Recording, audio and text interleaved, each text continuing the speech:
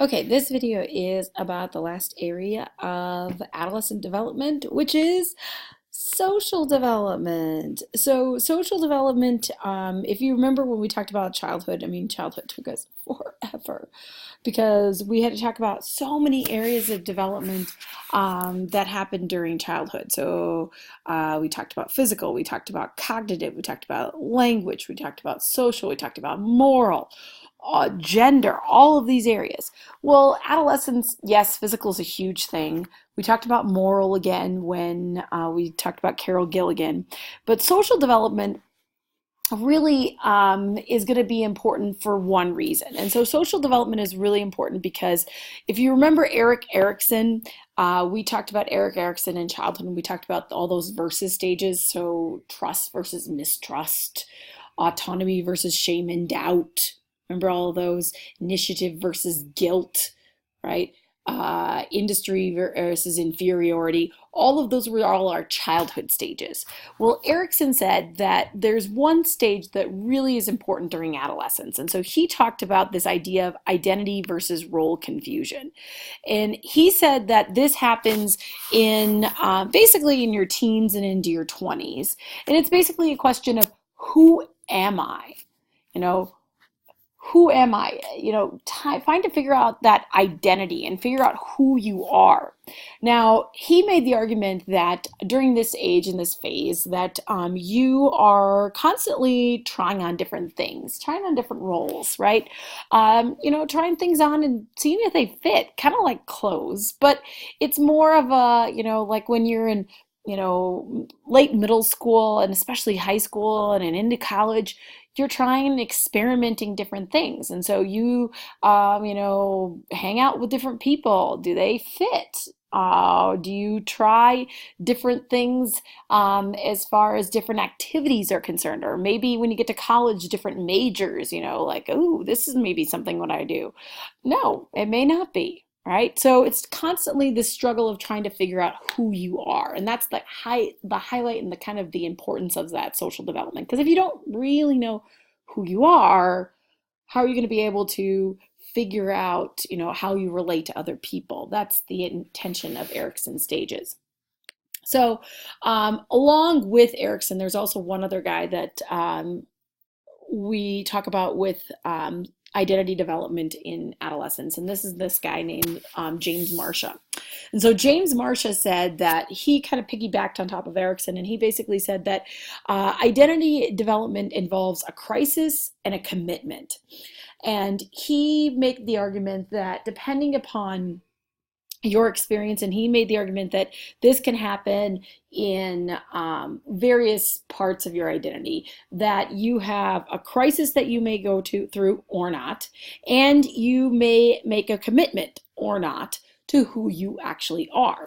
And from this, he basically has 4 different categories of identity development. And so the 4 different categories, as you can see, it's kind of like 4 sections, so to speak. It depends on whether or not you have gone through a crisis and if you've made a commitment from that crisis.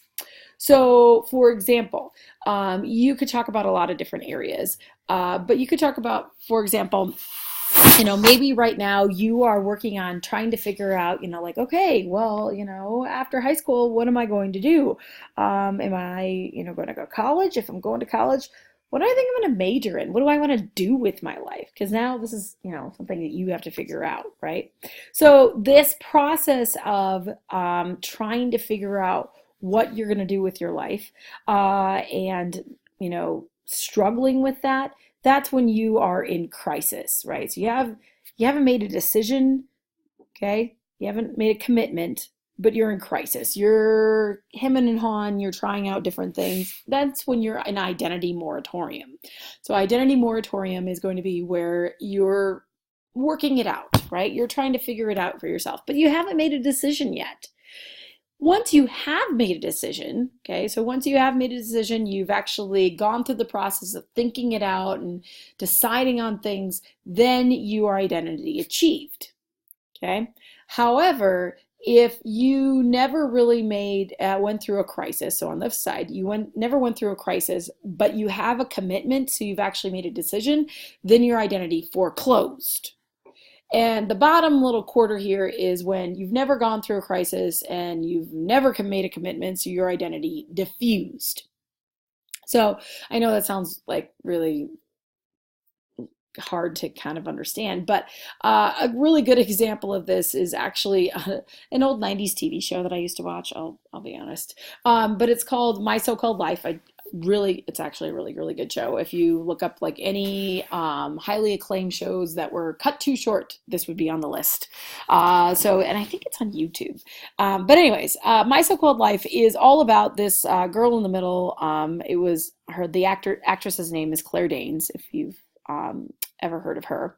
So Claire Danes is the main character, and she's a 16-year-old teenager, right? And she actually is kind of going through this thing right now as a sophomore in high school. She's trying to, figure out where she fits and who she is, so to speak. And so it's this great, great show that kind of shows this whole idea of teenage angst, right? And so it's kind of interesting because she is actually totally the epitome of identity moratorium. Because at the beginning of the very first episode, she goes and dyes her hair, and she stops hanging out with the people she used to hang out with, and she quits yearbook because she thinks it's dumb now and who cares, and she starts trying hanging out with these other kids that are skipping school and doing these other things, and she's trying to figure out who she is. Right or wrong, it's what she's doing. And so she's identity moratorium because she's in this process of trying to figure out who she is. Okay?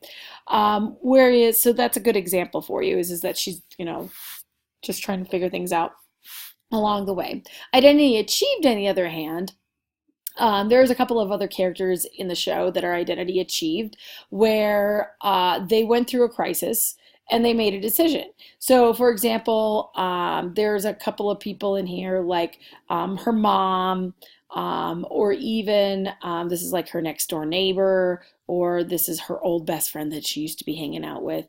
And these are all three characters that, in some aspects, they kind of thought about different things that they could possibly do with their life and who they are, and they struggled with it, and then they came out on the other side and they decided who they were. That's identity achieved. Identity foreclosed, a really good example, is actually Angela's dad. In the story, he is actually working at the family company and the family business, which is actually owned by his wife.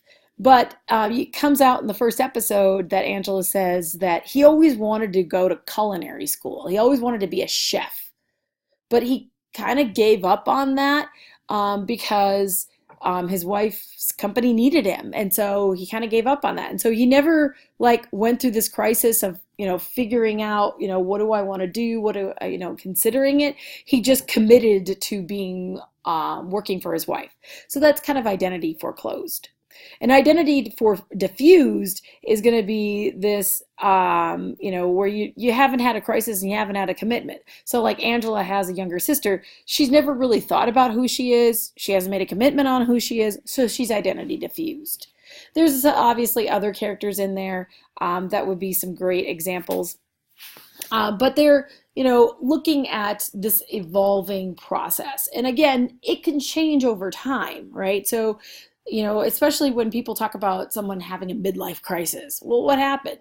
Either they were identity achieved or identity foreclosed, and then they started to kind of question what their decision or their commitment was, and then they fall back into maybe moratorium, and they start, going through the crisis again. And it's like, well, do I really want to do this for the rest of my life? Does this define me? And so it's kind of different areas. You can look at it from the standpoint of career or relationship-wise, or even religion-wise, as far as, who am I? What do I believe, right? So to kind of go along with this, I do have a self-assessment to go along with this. So you're going to find the self-assessment on Canvas. So going on Canvas, you're going to find it at the very bottom underneath class handouts, and it says handout 15-6. Um, and it has, I have to publish it, hold on. That's helpful. So you're going to find it on Canvas called Handout 15-6. And when you pull it up, it has a 5-point scale, one being strongly disagree, five being strongly agree. You're going to rate a whole bunch of stuff on for you as far as how strongly you agree with each of these statements. Yes, there is 64 of them. But once you are done, I do have the scoring for you at the very, very end. And this will tell you what category you are in. Are you identity achieved? I have identity moratorium, identity foreclosed, or identity diffusion. So you basically have to add up the scores for each of these. Okay.